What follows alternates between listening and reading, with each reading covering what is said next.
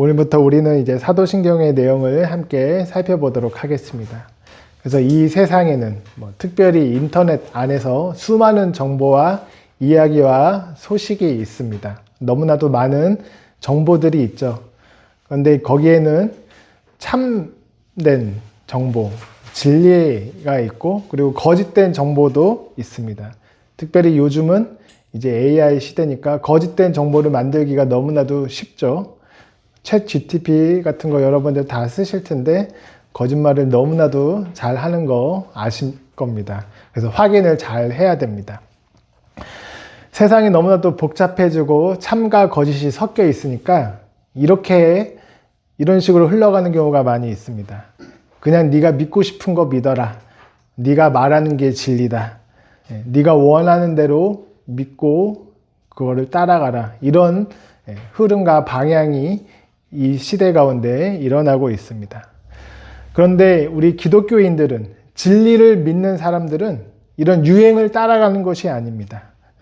진리는 변하지 않는 것이거든요.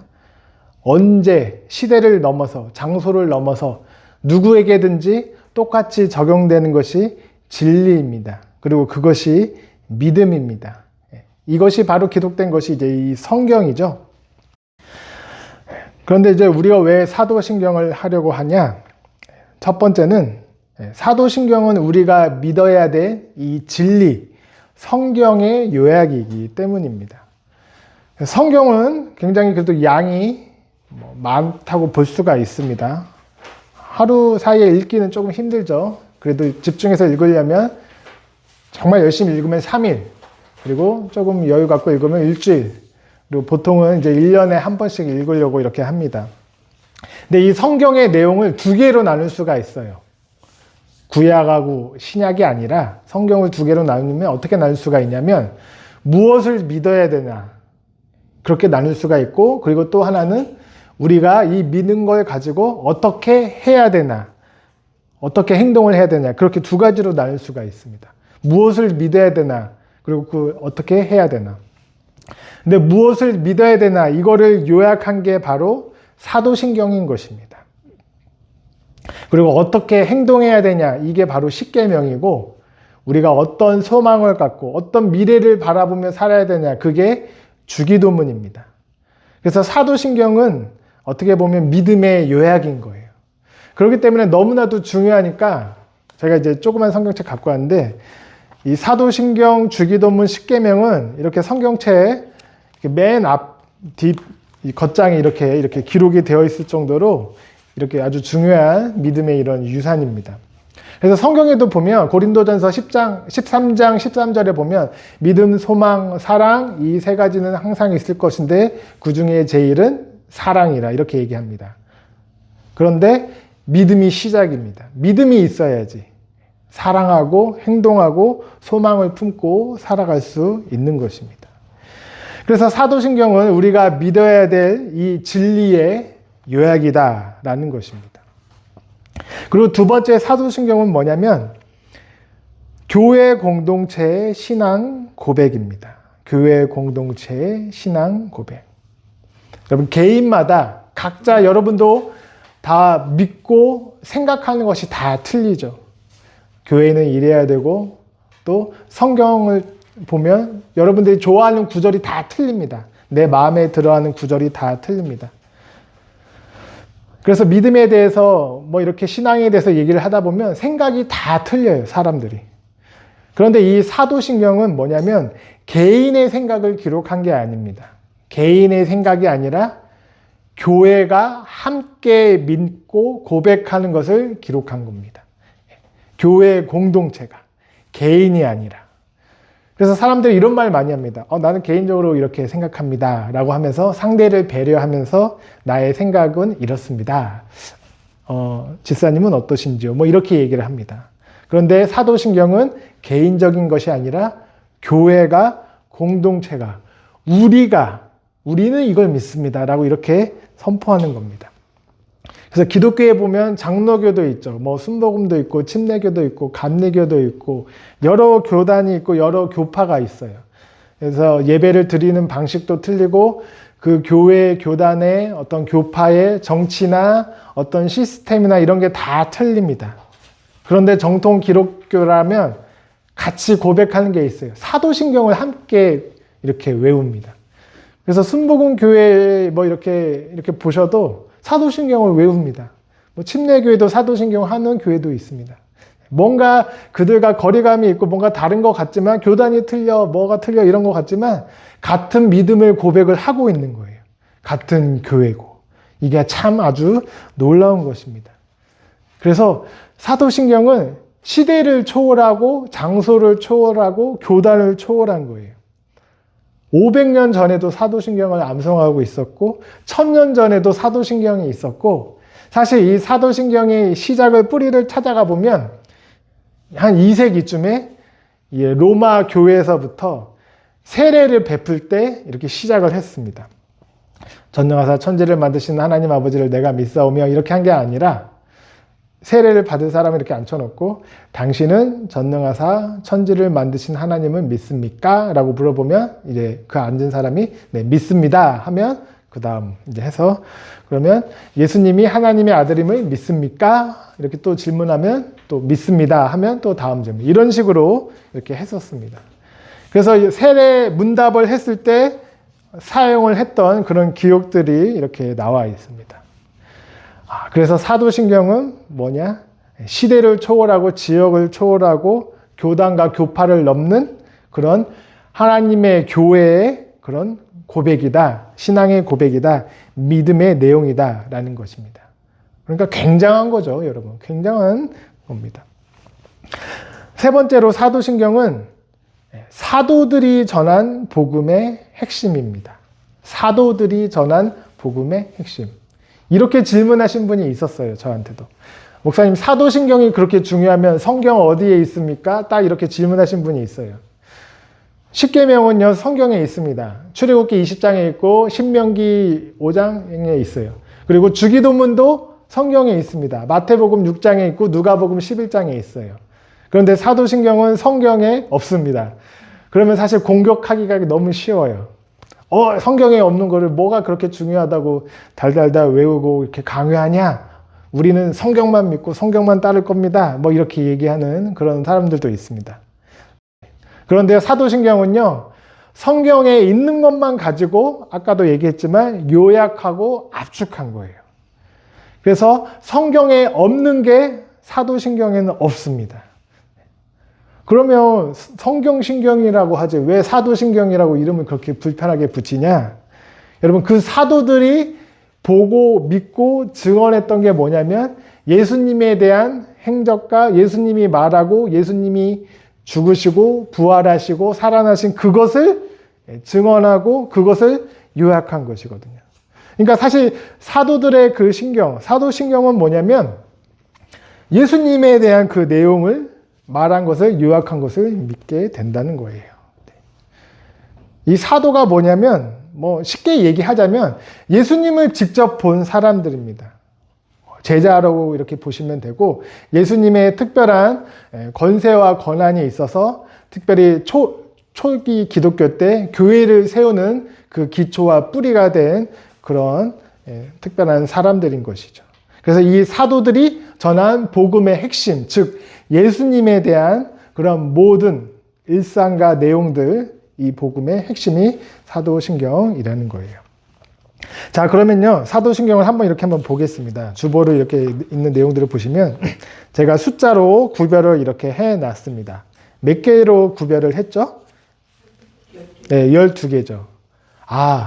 12개로 되어 있으니까 12제자들이, 12사도들이 한 문장씩 만들었을까요? 그런 건 아닙니다.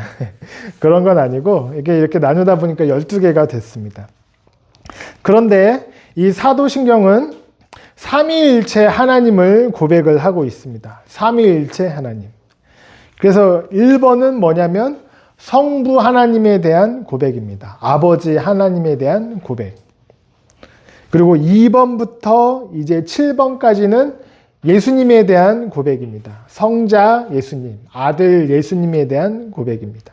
그래서 예수님의 신분, 탄생, 죽음, 부활, 승천, 재림 이렇게 6개를 담겨 있습니다. 그리고 나머지 이제 8번부터 12번까지는 성령 하나님과 성령께서 하시는 그런 사역과 교회에 관한 그런 이야기입니다.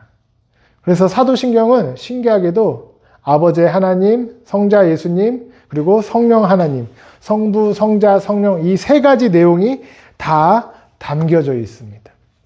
아주 놀라운 그런 교리적인 탄탄한 이렇게 기초가 되어 있습니다. 자, 그러면 제가 질문을 하나 드릴게요. 1번부터 12번까지가 있는데 이 중에서 내용이 가장 많은 게 누구죠? 아버지 하나님인가요? 예, 마침 나왔죠. 성자 예수님에 대한 내용이 가장 많이 있습니다. 12개 중에 절반인 6개의 항목이 예수님에 관한 내용인 거예요. 그래서 사도신경의 중심은 누굴까요? 예수님입니다. 예수님. 그러니까 우리의 믿음의 고백의 중심은 뭐가 될까요? 예수님이 되어야 되는 겁니다.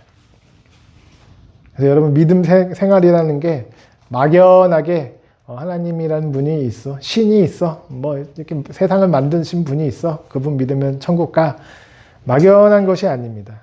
예수님을 믿는 것입니다.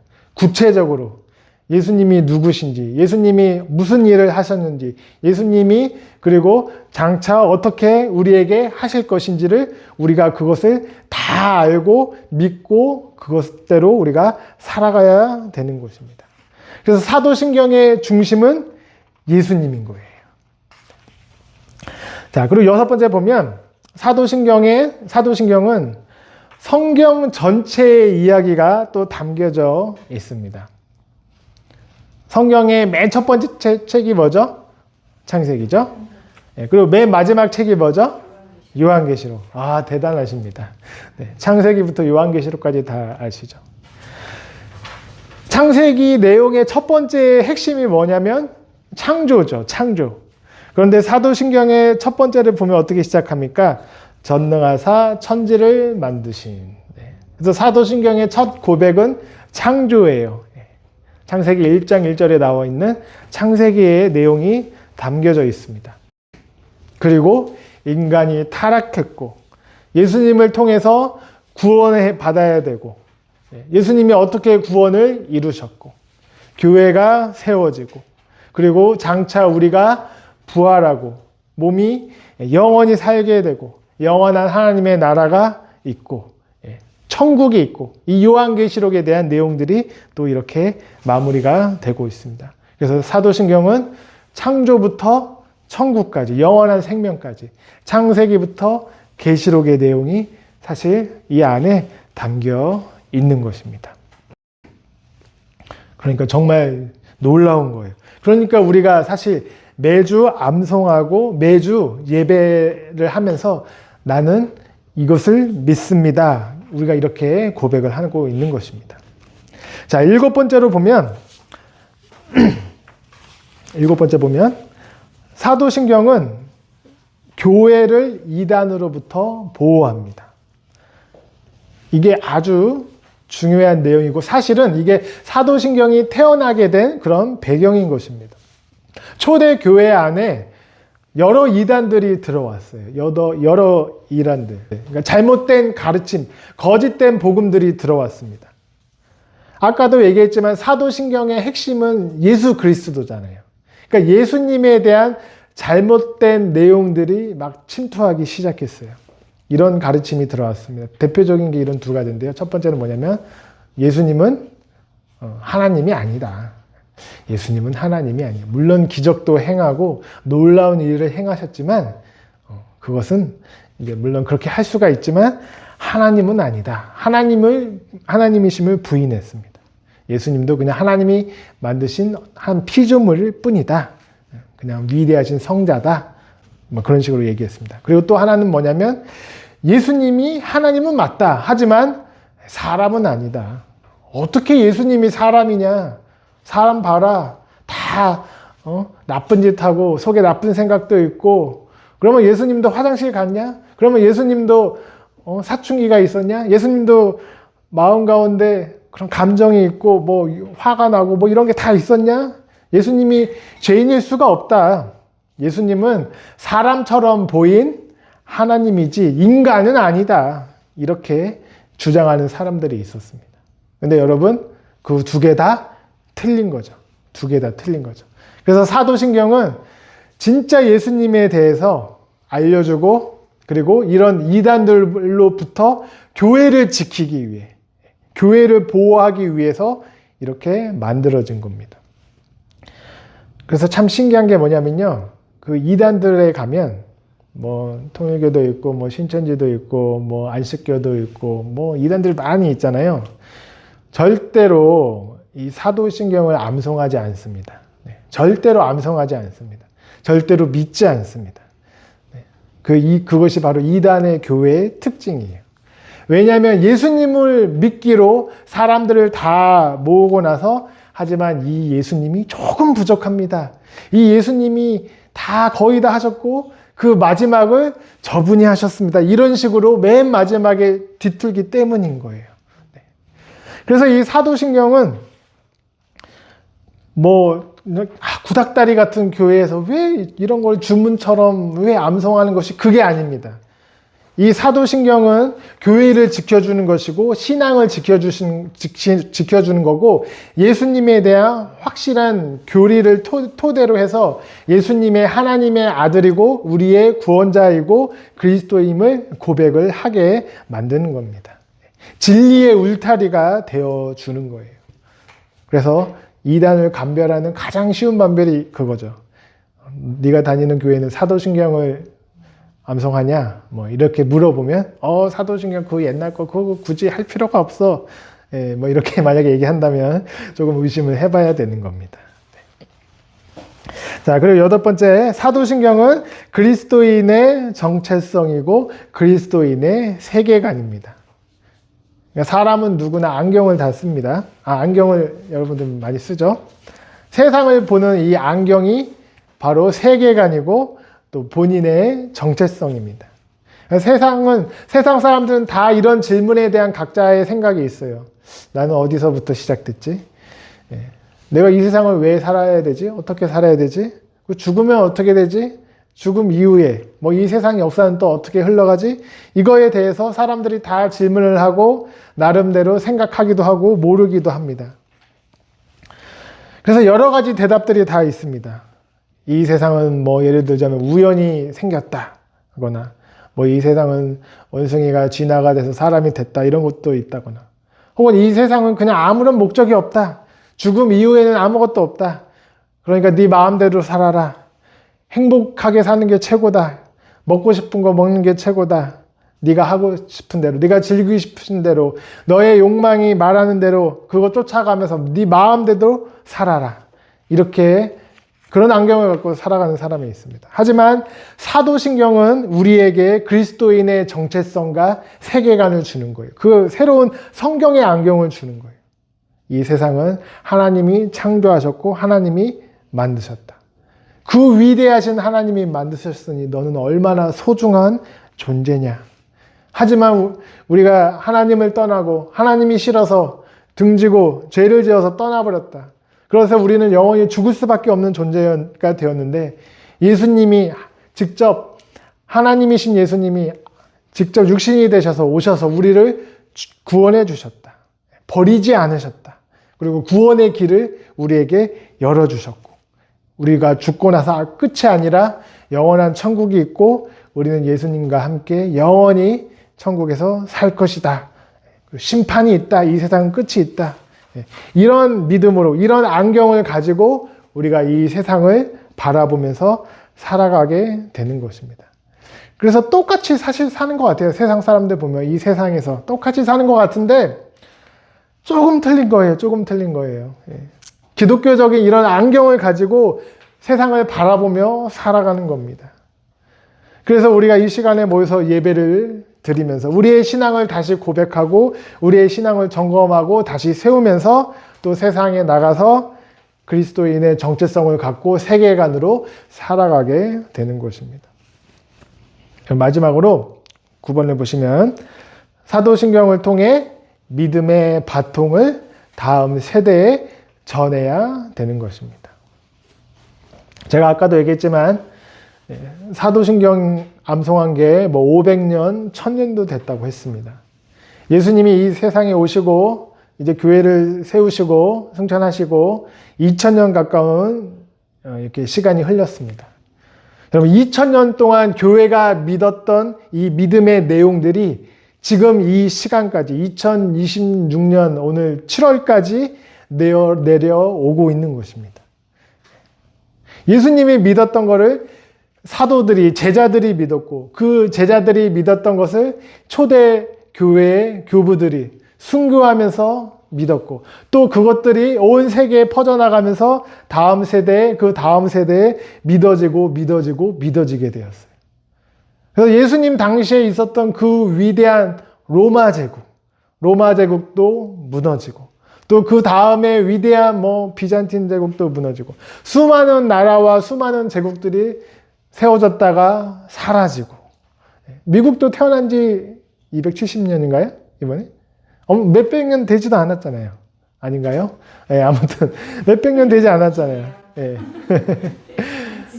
이 세상 나라는 세워졌다가 사라지고 수많은 사상가 또 철학가 이론가 과학에 대한 어떤 모든 그런 내용들이 바뀌고 변화되고 새롭게 발견되고 그럽니다. 그런데 여러분 교회에 대한 이 믿음에 대한 성경에 대한 내용은 변하지 않고 그대로 쭉 이어져 내려왔습니다.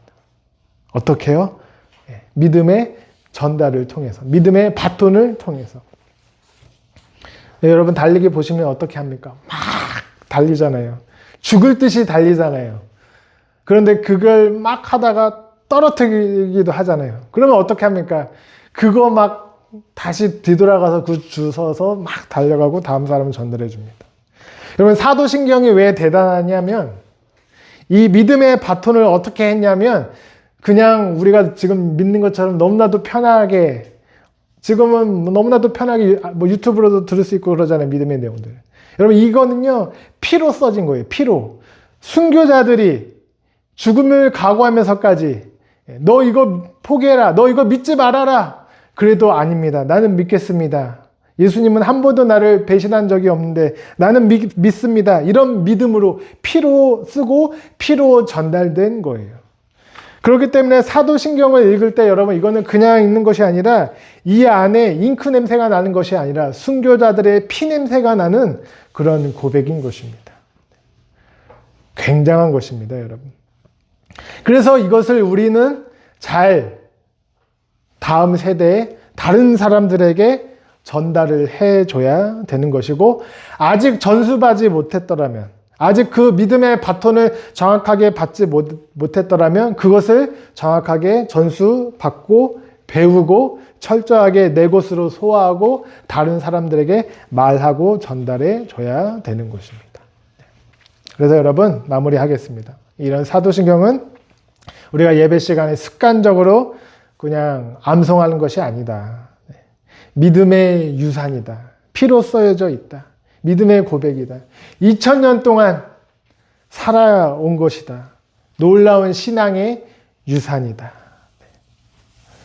그래서 여러분 이 사도신경 뭐라고 했죠? 다 이렇게 압축된 거라고 했습니다.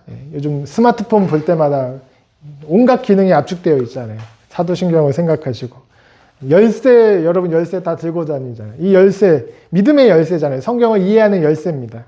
사도신경을 또 기억하시고 또 안경 쓸 때마다 내가 사도신경의 이 세계관과 이 성경의 정체성으로 내가 세상을 이기고 세상을 살아야겠다. 이런 마음을 가지면서 이렇게 승리하시는 성도님들 되시길 주님의 이름으로 축원합니다.